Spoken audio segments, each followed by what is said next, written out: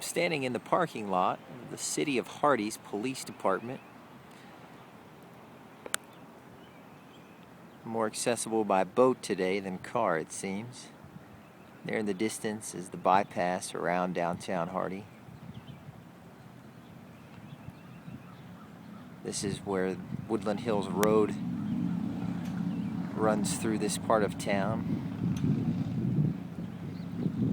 By Petals and Lace here.